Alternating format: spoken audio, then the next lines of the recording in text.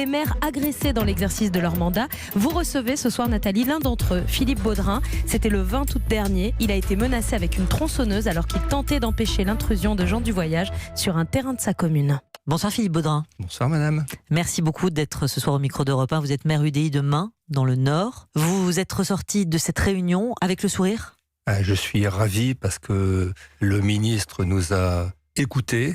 Chacun a pu dire ce qu'il voulait et il a pris le temps d'entendre chacun d'entre nous et chaque histoire. Il a mangé froid parce qu'il a tenu à répondre à chaque question et je vous assure qu'il s'est impliqué. Donc j'étais surpris de l'accueil et la qualité de l'écoute. L'accueil, la qualité de l'écoute, bon point. Les propositions, est-ce que vous avez pu les formuler et est-ce que vous avez le sentiment qu'elles sont enregistrées et potentiellement demain appliquées ? Alors, j'ai été victime d'une agression sévère le 20 août et je me suis aperçu après le coup de poing reçu qu'après avoir effectué le numéro 17, les minutes étaient très longues pour déjà être décroché par les forces de l'ordre. Et donc j'ai été prise à partie par un certain nombre de personnes. La première proposition que j'avais soulignée et fait remarquer à monsieur le ministre, c'est qu'il faut absolument créer un numéro d'urgence destiné aux élus en cas de difficulté, en cas d'agression, pour pouvoir signaler le plus rapidement possible aux forces de l'ordre et le localiser, géolocaliser.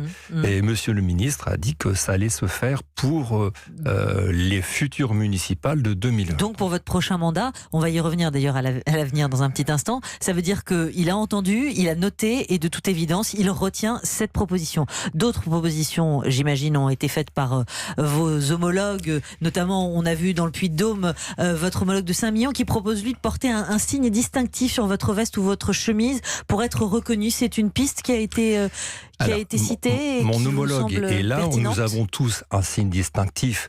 Et sa proposition qui a été écoutée aussi par le ministre est d'avoir une carte unique au niveau national parce que chaque préfecture fournit une carte totalement différente. Là, cette fois-ci, il y aura une carte qui serait réalisée par le ministère en indiquant le rôle d'OPJ et aussi de l'officier d'état civil. Donc ce sera des petites choses supplémentaires. Et on imagine maintenant une cérémonie officielle d'intronisation pour prêter serment avec les élus au sein d'un tribunal. Ça, c'était une piste qui a été évoquée. L'État qui paye les frais d'avocat, le soutien psychologique, la possibilité de verbaliser les concitoyens en faute, les pistes également du projet de loi engagement et proximité. C'est bien, les propositions que vous formulez aussi, mais quand l'agresseur, et vous l'avez vécu, est violent et armé, concrètement, est-ce que c'est pas autre chose qu'il faut, c'est-à-dire une police municipale ? Alors la police municipale, tout dépend aussi des budgets communaux. Moi je suis maire d'une commune de 4000 habitants, je salue tous les mains joie, mais on n'a qu'un seul gardien de police municipale qui ne fait que ses 35 heures. Après c'est une question de budget. Hormis ce que vous venez de dire madame, j'ai fait une deuxième proposition au ministre qui a été retenue et ça je suis très très content.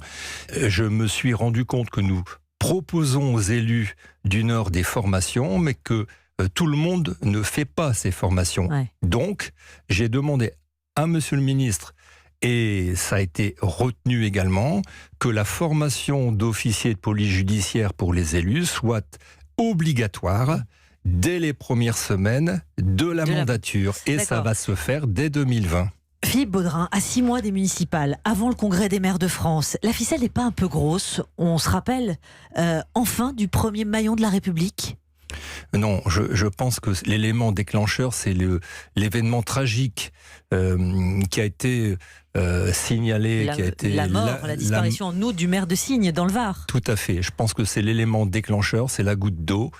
Et lorsque nous avons été agressés, lorsque j'ai été agressé, les forces de l'ordre ont pris à bras-le-corps immédiatement le problème. Le sous-préfet de Valenciennes a pris le problème immédiatement et on a eu un suivi. Donc je pense que le suivi est beaucoup plus important depuis ce drame. Évidemment, mais quand même, en 2018, 361 maires agressés, dont 40% physiquement. Emmanuel Macron était absent au congrès des maires l'an dernier. Il n'a renoué qu'au moment du grand débat.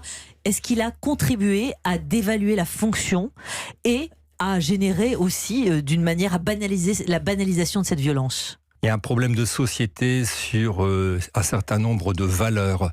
Est-ce que le président de la République est responsable de cela? Je ne sais pas. Mais là, je ne peux pas vous répondre, madame. C'est pas possible. Comment, Philippe Baudrin, voyez-vous l'avenir? Est-ce que vous êtes inquiet et est-ce que vous allez vous représenter là dans les 7 mois? Non, parce que je suis enthousiaste et j'ai la foi. Et bon, ce qui me porte énormément, c'est ce que nous faisons au jour le jour sur le terrain. Sur Main, nous avons une épicerie sociale. On fait un travail de terrain avec des gens qui ont des restes à vivre par jour très très bas. On les aide, on les accompagne et c'est ces associations, ces personnes qui nous donnent la force de continuer. Donc oui, je me représenterai en 2020. Un nouveau mandat, donc en tout cas vous vous représentez en 2020.